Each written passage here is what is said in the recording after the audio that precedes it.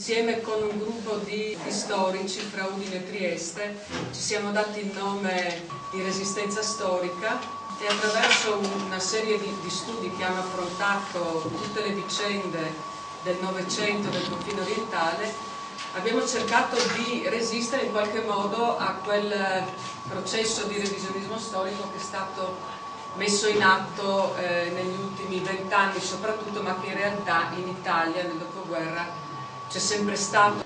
Con gli anni 90, con i cambiamenti anche epocali a livello internazionale e nazionale che ci sono stati, le stesse tesi che venivano portate avanti durante la guerra dei nazifascisti sono state riproposte per quanto riguarda la storia del confine orientale, come se fossero verità rivelata. Volevo partire da una considerazione che penso sia abbastanza anche intuitiva.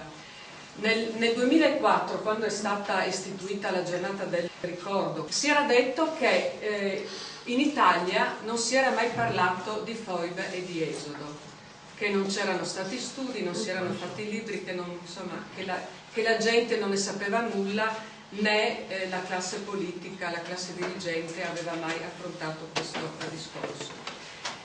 Si presume che se nessuno ne aveva mai parlato, se la questione non era mai stata affrontata, che non fosse neanche conosciuta storicamente. Invece, immediatamente, anche se nessuno ne aveva mai parlato, tutti però sapevano già tutto quello che era successo sul confine orientale. Questo è una specie di paradosso, no? Perché se la legge del ricordo fosse stata istituita appunto per poter ricordare e trovare la verità, perlomeno la verità storiografica, la verità assoluta, è logico che non si può trovare. La legge del ricordo avrebbe dovuto prevedere, secondo me, come prima cosa, che si facessero degli studi adeguati, che venissero istituite commissioni, che venissero raccolti documenti, che questi documenti venissero studiati e confrontati, insomma fare tutto quello che serve per conoscere meglio un argomento. Invece praticamente la legge del ricordo si è dedicata soprattutto alle commemorazioni però in base a una conoscenza della storia assolutamente superficiale. Cercherò di farvi un po' la storia del confine orientale d'Italia nel Novecento. Necessariamente dovrò andare molto velocemente, sorvolare su tanti fatti, cercherò di fermarmi soprattutto su alcuni aspetti che sono poco conosciuti a livello di opinione pubblica in Italia, perché in effetti in questo dopoguerra c'è stata una vera e propria censura quasi a livello politico sulle cose del confine orientale, ma non tanto su quello che riguardava le foibe, perché in realtà a Trieste, Gorizia e in Friuli in generale in questo dopoguerra non si è fatto altro che parlare di foibe in realtà, e i libri e studi sono stati fatti tantissimi. Quello invece che non si sa in Italia è, come veniva ricordato prima, il contesto in cui questa vicenda poi si è sviluppata. Per esempio questa cartina ci fa vedere che il confine orientale d'Italia dopo la prima guerra mondiale era spostato molto più a est e comprendeva quella regione che è stata chiamata Venezia Giulia, una regione che gli irredentisti e poi i fascisti avrebbero definito con un superlativo italianissima, un superlativo assurdo, perché voi che siete veneti basta definirvi italiani, non serve mettere superlativi. Il superlativo evidentemente lo si usa quando non c'è proprio tanta sicurezza. Perché non c'è tanta sicurezza? Perché effettivamente la Venezia Giulia era un territorio, e in parte lo è ancora, cioè, anzi lo è sicuramente, multinazionale, multilingue. E questa per esempio è una cartina. In rosa erano i territori abitati prevalentemente da persone di origine italiana, in giallo i territori abitati prevalentemente o quasi esclusivamente da sloveni, in verde i territori abitati prevalentemente da croati. Poi c'erano anche minoranze tedesche, rumene e altre piccole minoranze. Complessivamente sloveni e croati di questa regione facevano il 57%, quindi la maggioranza della popolazione era slava. Dopo la prima guerra mondiale, quando appunto questi territori vengono conquistati, il governo italiano era costituito da un ceto politico post-risorgimentale, allevato anche culturalmente, oltre che politicamente, all'idea dell'italianità e anche della superiorità della civiltà italiana rispetto a tutte le altre civiltà, e soprattutto era abituato all'idea di uno Stato monolingue, mononazionale, e quindi non erano attrezzati culturalmente e politicamente per affrontare invece i problemi di una regione come la Venezia Giulia, che vedeva la convivenza, come è stato ricordato, di tanti popoli. La stessa cosa sarebbe successa, anche se in altro modo, per esempio nell'Alto Adige. Già da subito, dopo la fine della prima guerra mondiale, prima ancora che nel 1922 si imponesse il fascismo, lo Stato italiano inizia una politica di snazionalizzazione degli abitanti sloveni e croati di questi territori. Sloveni e croati che erano diventati cittadini italiani. Anche questa differenza tra cittadinanza e nazionalità è una cosa che andrebbe approfondita, ma insomma. Quindi come inizia questo processo di snazionalizzazione, che poi sarebbe stato sviluppato in maniera ancora più intensa dal fascismo? Come è stato ricordato anche nell'introduzione, vennero italianizzati nomi, cognomi, toponimi, l'uso dell'italiano in tutte le istituzioni, cominciando dagli uffici pubblici, la scuola. Questo è un manifesto degli squadristi di Vignano. Vignano è un paese dell'Istria, in cui si diceva che non si doveva più parlare, usavano il termine generico slavo, neppure nei ritrovi pubblici, nei bar. E in effetti questo processo di proibizione della lingua italiana passò da ambiti pubblici via via sempre ad ambiti più ristretti e più intimi, più personali, fino ad arrivare nel 1929 alla proibizione dell'uso delle lingue slovene e croata anche negli uffici religiosi, nelle chiese, con il concordato fra Stato e Chiesa. Purtroppo la Chiesa accettò questa imposizione, e vorrei farvi riflettere su come queste imposizioni potessero avere delle ripercussioni a livello psicologico, personale e sociale anche. La lingua non è soltanto un mezzo di comunicazione, è anche caricata di tutta una serie di aspetti affettivi, psicologici, culturali, e se tu neghi l'identità intima di una persona. Quindi queste imposizioni non furono solo culturali, ebbero delle ripercussioni naturalmente a livello molto molto profondo nelle persone. Oltre a questi provvedimenti di tipo culturale ci fu una vera e propria repressione violentissima da parte del fascismo già dal 1919-20. Si sviluppò in questa regione il fascismo di frontiera, veniva chiamato, che si differenziava dal fascismo nel resto d'Italia per una forte componente razzista. Questo fascismo di frontiera procedette da subito all'incendio e alla distruzione di tutti i luoghi pubblici delle minoranze slovena e croata, descritti e nell'immaginario collettivo anche di molti italiani. Questa cosa resiste ancora, come popoli sostanzialmente primitivi. Veniva ricordato prima quella frase di Mussolini, che avevano bisogno sostanzialmente della civiltà italiana, e effettivamente molti italiani nell'atteggiarsi nei confronti degli sloveni e croati e imponendogli la lingua, l'italianizzazione eccetera, erano convinti di fare effettivamente un'opera meritoria, perché portavano la civiltà agli altri. Cioè anche le peggiori azioni spesso hanno bisogno di essere accompagnate dall'illusione che la motivazione sia valida. In realtà sloveni e croati non erano affatto dei popoli barbari, ma avevano un tessuto sociale e culturale sviluppatissimo. Erano moltissime le cooperative, le banche di mutuo soccorso, le case della cultura, le case del popolo, i Narodni dom venivano chiamati. Insomma, c'era una vita molto, molto intensa, e il fascismo si accanì proprio contro questi luoghi della cultura slovena e croata.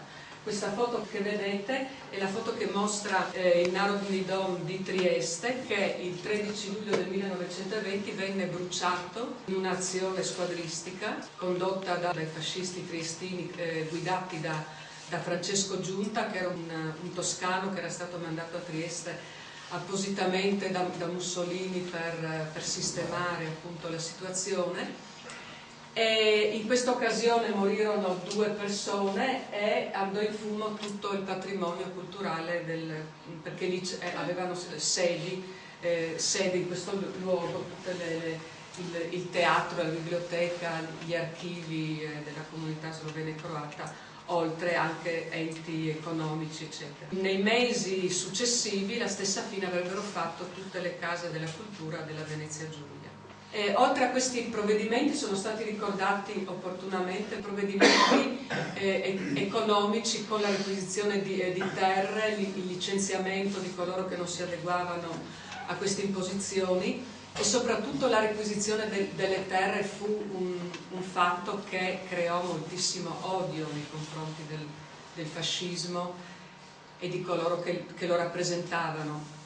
Pensate che era stato istituito un ente che si chiamava Ente Tre Venezie appositamente per la requisizione delle terre dei contadini morosi, cioè che rimanevano indebitati a causa proprio della fine di questo sistema comunitario di assistenza che avevano creato nei decenni precedenti, e l'Ente Tre Venezie metteva all'asta le terre dei contadini sloveni e croati e assegnavano queste terre a contadini italiani provenienti da altre regioni d'Italia. Questo processo faceva parte di un progetto ben preciso che risulta dalla documentazione che ci è rimasta del regime fascista, e si chiamava il progetto di bonifica nazionale, appunto, che prevedeva l'italianizzazione forzata o consenziente di tutti coloro che erano sloveni e croati di questi territori.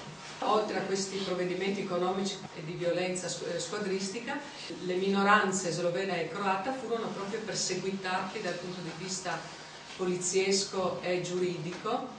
Il tribunale speciale che era stato istituito per tutti gli antifascisti italiani funzionò soprattutto per gli antifascisti della Venezia Giulia e la percentuale di antifascisti della Venezia Giulia aumentava in maniera esponenziale man mano che aumentava la gravità delle condanne, fino ad arrivare al fatto che le condanne a morte comminate dal tribunale speciale furono soprattutto contro sloveni e croati, antifascisti sloveni e croati della Venezia Giulia, e vi ricordo due episodi, soprattutto nel 1930 e nel 1941 il Tribunale Speciale si trasferì a Trieste per condurre 2 che oggi verrebbero chiamati maxi processi con decine di imputati.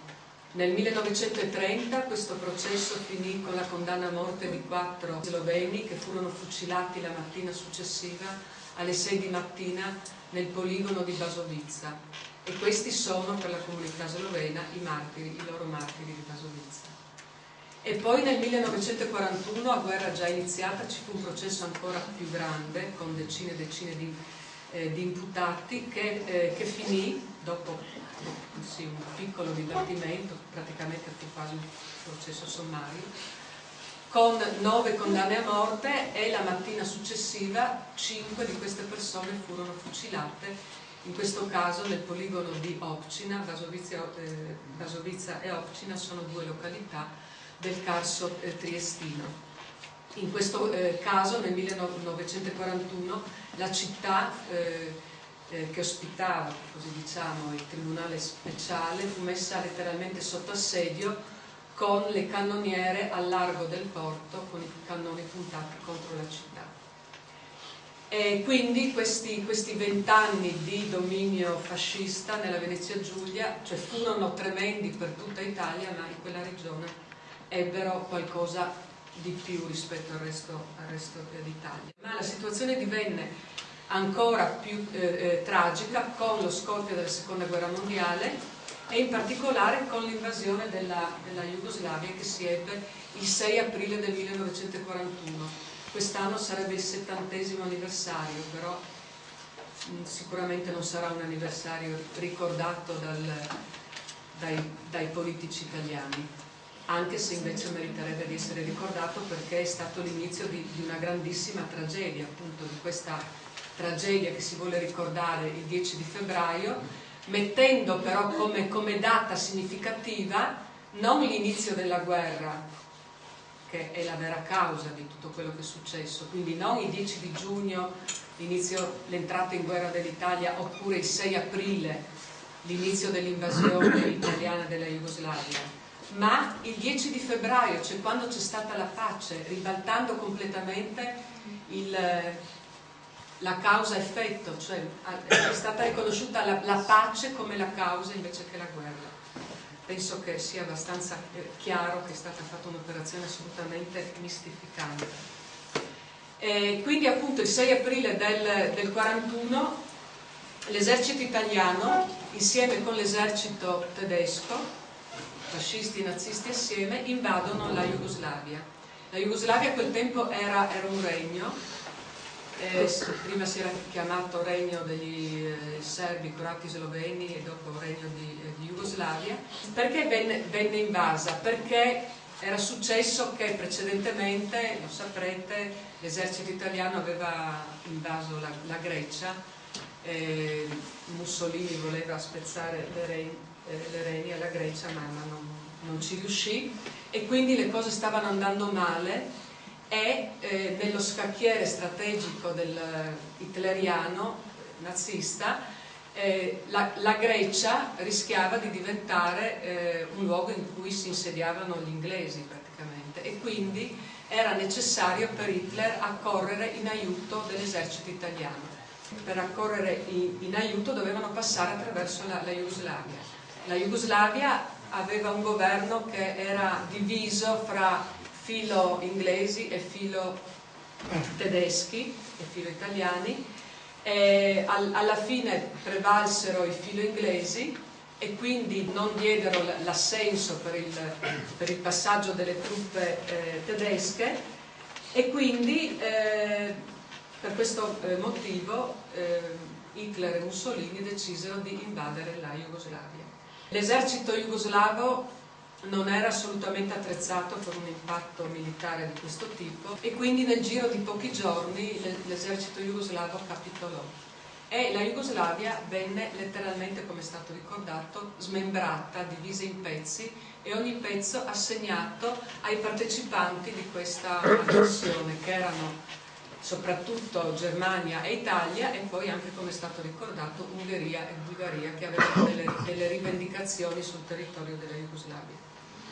Questa cartina si capisce che può essere soltanto o del 41 o del 42 o del 43 e lo si capisce dal confine orientale. Vedete che arriva molto ma molto più ad est, non soltanto rispetto a quello che è il confine attuale, ma anche rispetto a quello che era il confine dopo la Prima Guerra Mondiale. Qui ho fatto velocemente una cartina, questo in verde è il confine attuale, in blu abbiamo il confine dopo il trattato di Roma del 1924, che comprese anche Fiume, e in rosso abbiamo il confine che ebbe l'Italia dopo l'invasione della Jugoslavia.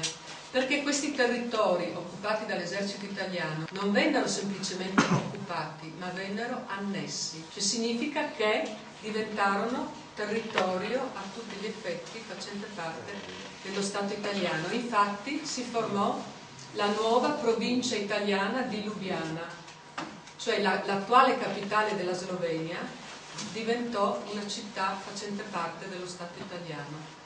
Questo era il manifesto con cui il duce Mussolini annunciavano questo fatto agli sloveni, i quali, potete immaginare anche voi, non erano proprio tanto contenti di questo fatto.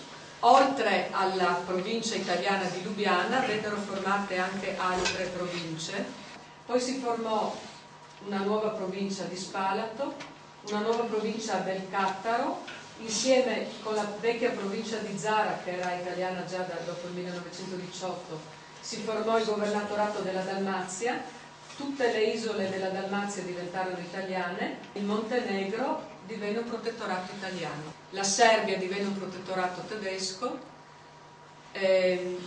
la Slovenia nord-orientale venne annessa direttamente al Reich e la Croazia insieme con la Bosnia diventarono quello che venne chiamato con un eufemismo Stato indipendente di Croazia.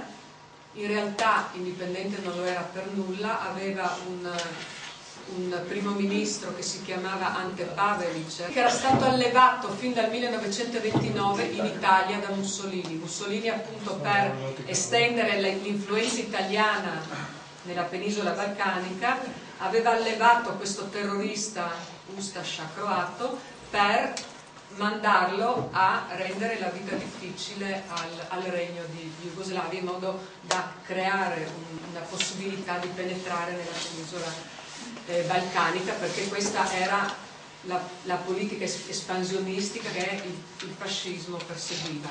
L'occasione grande fu appunto questa invasione della Jugoslavia, questa aggressione del 6 aprile del 41. In Croazia fu messo un re che si chiamava Aimone di Savoia, quindi un re italiano, anche se fu abbastanza furbo da non prendere mai veramente possesso del trono. Quindi il territorio della Slovenia sud-occidentale, diventato provincia di Lubiana, e tutti gli altri territori, la provincia di Spalato, del Cattaro e il Montenegro, annessi praticamente all'Italia, furono naturalmente occupati dall'esercito. Il generale che più si diede da fare nella repressione condotta dall'esercito italiano in queste terre è il generale Roatta, che divenne comandante della seconda armata dal dicembre del 1941. Altri personaggi che sono stati dei veri e propri criminali di guerra, che la Jugoslavia avrebbe richiesto alla fine della guerra come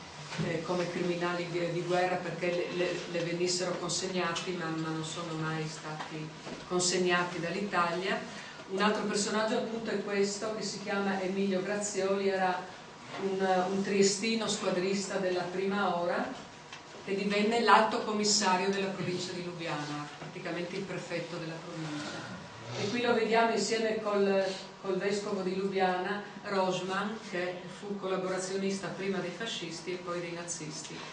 Poi un altro criminale di guerra richiesto dalla Jugoslavia è questo a sinistra, il comandante Mario Robotti, che al momento dell'invasione era comandante dell'11° corpo d'armata e poi avrebbe sostituito Roatta nel comando della seconda armata. Questo Mario Robotti, l'autore di quella frase che è diventata famosa, si ammazza troppo poco, riferendosi alla repressione condotta dall'esercito italiano in Jugoslavia, in quanto incitava i suoi soldati ad ammazzare di più. Mentre invece il generale Roatta è famoso per un'altra frase che scrisse nella sua circolare 3C con cui dava appunto le istruzioni per la repressione. Diceva che la repressione doveva essere condotta secondo il principio non di dente per dente, ma di testa per dente. Questa repressione dell'esercito italiano contro la guerriglia, la lotta partigiana che intanto si era sviluppata già dall'estate del 41 in questi territori, questa repressione fu tremenda, e fu una repressione che come metodi non aveva niente da invidiare a quello che i nazisti stavano contemporaneamente facendo nelle altre zone della Jugoslavia e nelle altre zone dell'Europa occupata, e che avrebbero fatto poi in Italia dopo l'8 settembre del 43. Vi racconto soltanto alcuni brevi episodi. Uno molto significativo è quello che successe nella notte fra il 22 e il 23 febbraio del 1942, quando la città di Lubiana, questa è una cartina della città trovata fra le carte dell'esercito, la documentazione che vi mostro è tutta di provenienza dell'esercito italiano, una cartina molto grezza insomma della città, e tutto attorno c'è questa specie di cerchio puntinato. Questo è il percorso di un reticolato che venne costruito in una notte dai soldati di Divisione Granatieri di Sardegna, 34 km di reticolato tutto attorno alla città.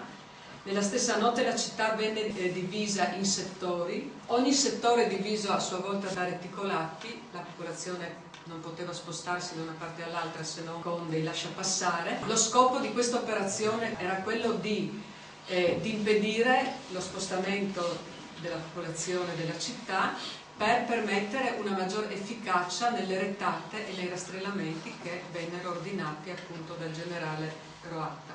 Lo scopo era quello di arrestare tutti gli uomini adulti della città di Lubiana, per adulti da intendersi dai 14 anni in su. Poi la stessa sorte avrebbero subito anche le altre città e cittadine della Slovenia.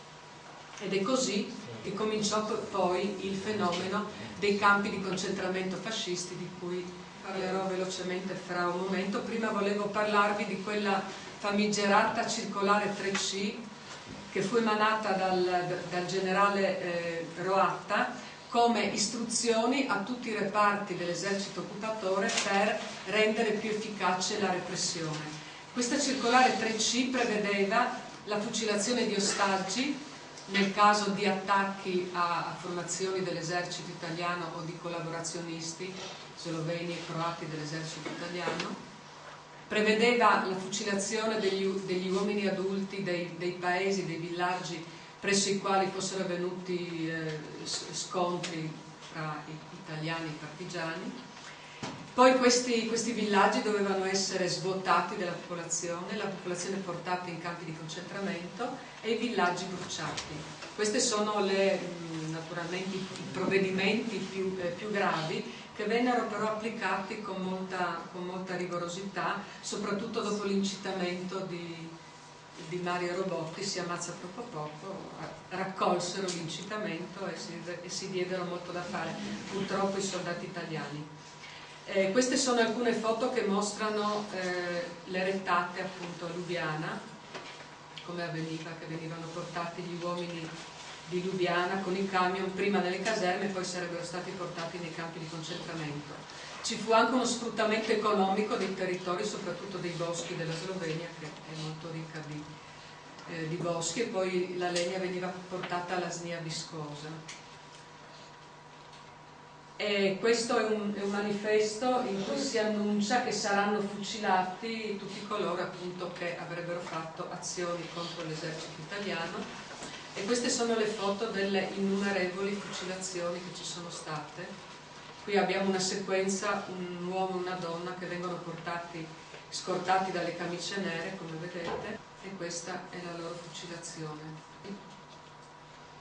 Questo è uno che deve essere fucilato, ha gli ultimi conforti di tipo religioso, e questa è una foto che mostra appunto la fucilazione di 5 contadini di Dane, un villaggio della Slovenia, nel luglio del 1942. Ricordatevi questa foto perché poi la ritroveremo in altre circostanze. Lo stesso tipo di trattamento, la fucilazione preceduta dallo scavo della fossa di coloro che devono essere fucilati. Si vede chiaramente qui una camicia nera, soldati dell'esercito italiano. Anche questa foto ricordatela perché dopo la troveremo in altre circostanze. Queste sono foto che mostrano gli incendi di villaggi e di case. In seguito alla trasformazione di Lubiana e delle altre città della Slovenia in enormi campi di concentramento, prima gli uomini adulti delle città e poi via via anche donne, vecchi e bambini vennero arrestati e messi in campi di concentramento. In effetti dalla primavera del 42 l'esercito italiano istituì tutta una serie di campi di concentramento. 2 molto molto grossi ne avete avuti anche nella vostra regione, uno a Treviso, a Monigo di Treviso, e l'altro a Chiesa Nuova di Padova. Ma il primo dei campi di concentramento che furono istituiti dall'esercito italiano per jugoslavi, proprio per internati jugoslavi civili, fu quello di Gonars, che è un paese a sud di Udine, a 20 km circa. E in questo campo di concentramento nel giugno del 42 c'erano già 4.200 persone, 1.400 in più di quella che era la capienza. Il campo era costituito da baracche ma nel giugno del 42 già 1400 persone erano insediate in tende, soprattutto i giovani, perché l'ordine di Roatta e di Rogotti era quello di arrestare categorie di persone. La prima categoria era quella degli studenti, poi operai, intellettuali, eccetera, che venivano considerati in quanto categoria pericolosi. Appunto alla fine di giugno Gonars era strapiena e cominciavano già i primi grossi problemi di tipo sanitario, con una epidemia di dissenteria, e quindi dal momento che i rastrellamenti continuavano sempre più intensi e la gente da internare aumentava ogni giorno di più, il generale Roatta si ritrovò nella necessità di costituire uno dopo l'altro numerosi altri campi di concentramento. Appunto nel luglio del 42 furono costituiti quello di Treviso e di Padova, e soprattutto nel luglio del 42 il grande campo di concentramento di Arbe, ma poi anche Melada, Slarin, Mamula Prevlaca e Bar. Quindi Rav negli intenti di Roatta e di Mussolini doveva diventare un enorme campo di concentramento per 20.000 persone, ne ebbe fino a 10.000. In realtà il campo di concentramento di Arbe fu istituito, la gente fu mandata in questo campo di concentramento, ma materialmente non esisteva nulla, perché la gente venne messa in tende che avevano già fatto tutte le battaglie possibili e immaginabili, che non erano in grado né di proteggere dal caldo e tantomeno dal freddo e dalla pioggia, e 10.000 persone, soprattutto donne, vecchi e bambini, rastrellati nei villaggi del Gorski Kotar, vennero appunto portati con le navi in questa isola poco a sud di Fiume. Un posto che oggi è una vera meraviglia, bellissimo anche dal punto di vista turistico, ma in quell'estate inverno del 42-43 divenne un vero e proprio inferno. Le foto del campo con le tende, queste sono le donne che arrivavano al campo, all'inizio cercavano di portarsi dietro qualche coperta, qualcosa, ma spesso venivano anche arrestate nei campi e portate nel campo di concentramento con quello che avevano addosso, e così passarono spesso tutto l'inverno. Questo invece è un interno di baracca di donne a Gonars, e questo è un interno di baracche di uomini a Gonars. A Gonars, vi ho detto, nell'estate del 42 la situazione era già diventata difficile, ma ad Arbe, che erano appunto in tende, senza acqua, senza cucine, senza latrine, senza nulla, la situazione divenne subito veramente tragica, e cominciarono a morire ogni giorno decine e decine di persone. Con i conforti religiosi, naturalmente. No, guarda, negavano anche i conforti religiosi, perché imponevano preti che parlassero soltanto italiano. Questo è testimoniato. Questo per esempio è il modo in cui davano da mangiare ad Arbe, facevano da mangiare in un bidone della benzina stagnato. Nei ricordi, sia nei ricordi degli internati sia nelle relazioni dei medici militari, si parlava di una brodaglia assolutamente senza sostanza, e infatti la gente in questi campi di concentramento italiani, ad Arbe soprattutto, ma anche a Gonars, a Monigo, a Renicci e negli altri campi, morirono proprio di fame. E queste sono le condizioni in cui si ridussero gli internati nel campo di Arbe, di Gonars, anche di Monigo. Sono sempre foto di origine dell'esercito italiano, e questo è lo stato di cachessia, cioè lo stato che precede la morte per fame. Nei campi furono internati anche molti bambini. Io ho studiato in particolare il campo di concentramento di Gonars. Nel campo di Gonars, in un anno di funzionamento, perché tutti questi campi finiscono la loro esistenza con l'8 di settembre del 43, su 500 persone che morirono in tutto di fame, morirono 71 bambini di meno di un anno, e di questi 71 bambini di meno di un anno, 22 erano nati a Gonars stessi. Ad Arbe, in un anno, meno di un anno di funzionamento del campo, morirono 1500 persone. Questo ufficialmente, nel senso che di 1500 persone si sono trovati i nomi, ma c'è testimonianza che ne siano morti molti, ma molti di più. Tuttavia nessun uomo politico italiano è mai andato ad Arbe neppure a portare un fiore. C'è soltanto questa lapide che porta parole in italiano, è stata messa da questa Fondazione Internazionale Ferramonti di Tarsia o di Persia, che anche se ha un nome altisonante in realtà è un'associazione privata, benemerita naturalmente, fondata dal professor Carlo Spartaco Capogreco, che è il primo che ha studiato i campi di concentramento fascisti in Italia, autore di un libro per Einaudi, I campi del Luce, lapide, in cui si ricordano appunto coloro che soffrirono e morirono per mano dell'Italia fascista. Io dico sempre durante le conferenze, quando ho occasione di parlare anche con, se sono presenti degli uomini o donne che hanno degli incarichi politici, che bisognerebbe insomma ricordare questa cosa e chiedere che lo Stato italiano riconosca questo crimine commesso dall'esercito italiano. Ripeto, ad Arbe, ma anche a Gonars, dove morirono 500 persone di fame e di malattie conseguenti alla fame. A Monigo morirono circa 250 persone, ma non ci sono lapidi che lo ricordino particolarmente. A Gonars invece trovate un grande monumento che è stato costruito però non dallo Stato italiano, ma nel 73 dall'allora Repubblica Federativa di Jugoslavia, nell'ambito degli accordi che poi sarebbero sfociati negli accordi di Osimo. E in questo monumento sono raccolte in 2 cripte laterali 473 piccole urne con le ossa di coloro che sono morti nel campo. 473 piccole urne, anche se i morti sono stati qualche decina in più, ma non si sono recuperate le ossa. Ecco, vi leggo soltanto questa lettera che io ho trovato una ventina di anni fa nell'archivio di Stato di Udine.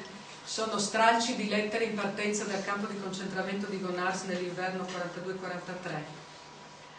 Era una donna che scriveva, e questa è una lettera censurata che quindi non è mai arrivata al destinatario.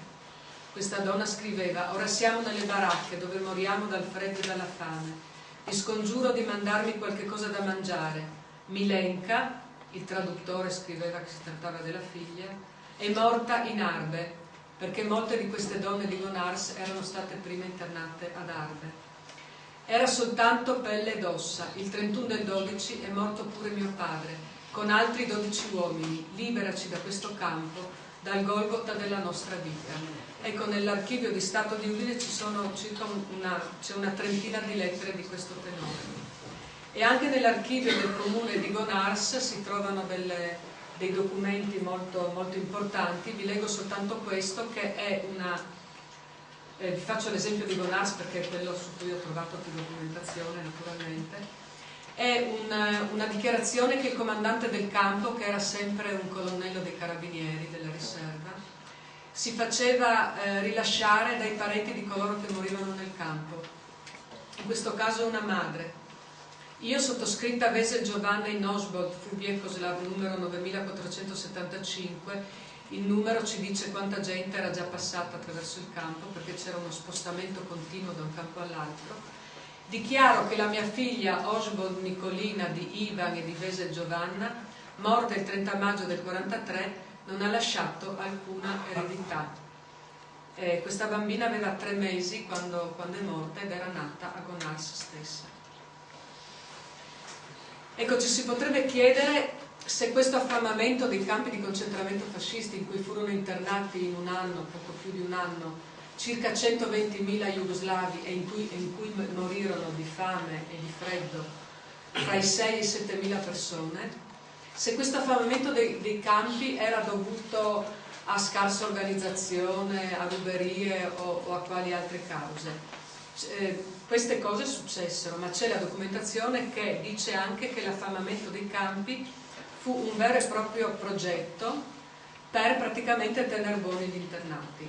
E c'è questo, vi leggo, c'è ampia documentazione che testimonia questo, ma vi leggo questa postilla manoscritta di Gastone Gambara, generale che nel dicembre del 42 prese il posto di Mario Robotti nel comando dell'11° Corpo d'Armata. questo Gastone Gambara, che poi sarebbe diventato generale della Repubblica Sociale, il 17 dicembre del 1942 scriveva sotto una relazione medica in cui si descrivevano le tremende condizioni di vita nei campi. Logico ed opportuno che campo di concentramento non significhi campo di ingrassamento. Individuo malato è uguale a individuo che sta tranquillo. Ad ogni modo, alla lettera rispondere prendo atto, comunicherò arrivi. Praticamente faremo poi ciò che ci sembrerà meglio.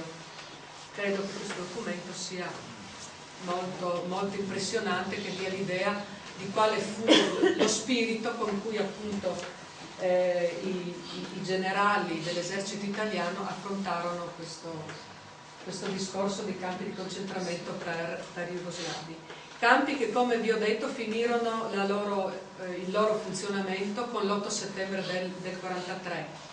Badate, non con il 25 luglio, cioè con la fine del fascismo, perché il governo Badoglio continuò non solo a tenere i jugoslavi nei campi di concentramento, ma nel periodo fra il 25 luglio e l'8 di settembre le deportazioni nei campi di concentramento continuarono.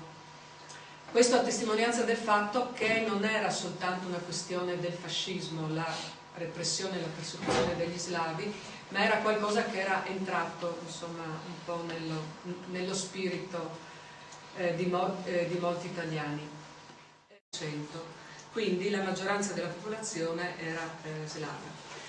Dopo la prima guerra mondiale, quando appunto questi territori vengono conquistati, il governo italiano era costituito da un ceto politico post-risorgimentale, allevato anche culturalmente, oltre che politicamente, all'idea dell'italianità e anche della superiorità della civiltà italiana rispetto a tutte le altre civiltà, e soprattutto era abituato all'idea di uno Stato monolingue, mononazionale, e quindi non erano attrezzati culturalmente e politicamente per affrontare invece i problemi di una regione come la Venezia Giulia, che vedeva la convivenza, come è stato ricordato, di tanti popoli. La stessa cosa sarebbe successa, anche se in altro modo, per esempio nell'Alto Adige. Già da subito, dopo la fine della prima guerra mondiale, prima ancora che nel 1922 si imponesse il fascismo, lo Stato italiano inizia una politica di snazionalizzazione degli abitanti sloveni e croati di questi territori. Sloveni e croati che erano diventati cittadini italiani. Anche questa differenza. Nel 2004, quando è stata istituita la giornata del ricordo, si era detto che in Italia non si era mai parlato di foibe e di esodo, che non c'erano stati studi, non si erano fatti libri, che la gente non ne sapeva nulla, né la classe politica, la classe dirigente aveva mai affrontato questo discorso. Si presume che se nessuno ne aveva mai parlato, se la questione non era mai stata affrontata, che non fosse neanche conosciuta storicamente. Invece, immediatamente, anche se nessuno ne aveva mai parlato, tutti però sapevano già tutto quello che era successo sul confine orientale. Questo è una specie di paradosso, no? Perché se la legge del ricordo fosse stata istituita appunto per poter ricordare e trovare la verità, perlomeno la verità storiografica, la verità assoluta, è logico che non si può trovare. La legge del ricordo avrebbe dovuto prevedere, secondo me, come prima cosa, che si facessero degli studi adeguati, che venissero istituite commissioni, che venissero raccolti documenti, che questi documenti venissero studiati e confrontati, insomma fare tutto quello che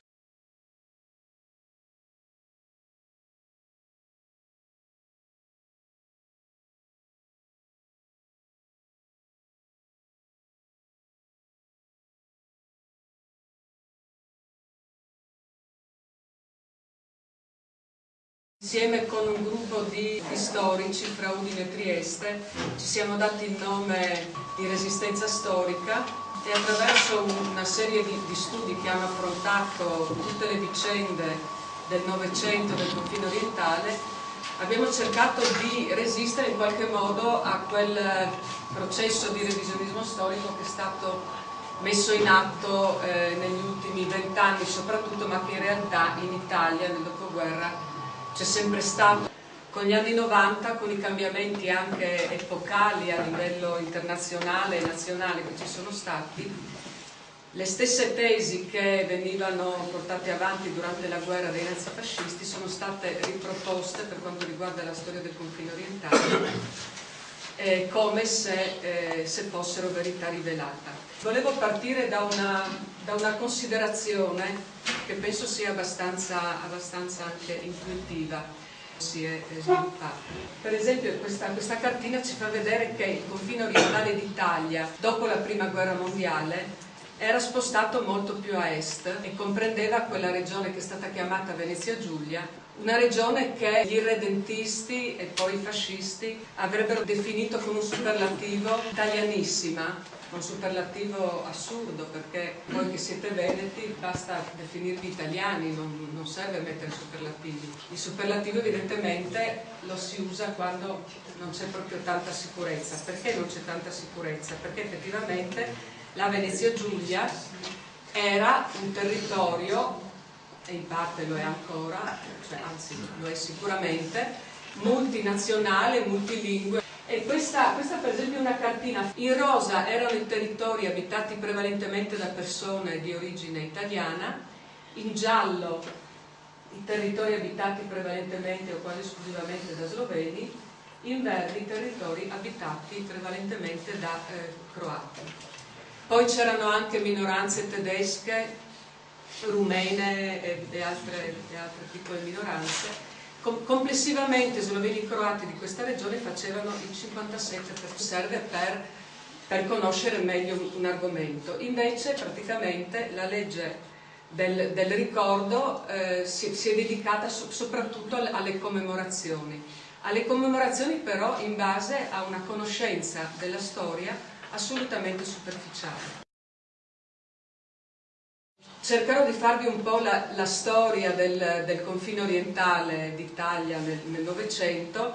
Necessariamente dovrò andare molto velocemente, sorvolare su tanti fatti. Cercherò di fermarmi soprattutto su alcuni aspetti che sono poco conosciuti a livello di opinione pubblica in Italia, perché in effetti in questo dopoguerra c'è stata una vera e propria censura quasi a livello politico sulle cose del confine orientale, ma non tanto su quello che riguardava le foibe, perché in realtà a Trieste, Gorizia e in Friuli in generale in questo dopoguerra non si è fatto altro che parlare di foibe in realtà, e libri e studi sono stati fatti tantissimi. Quello invece che non si sa in Italia è, come veniva ricordato prima, il contesto in cui questa vicenda poi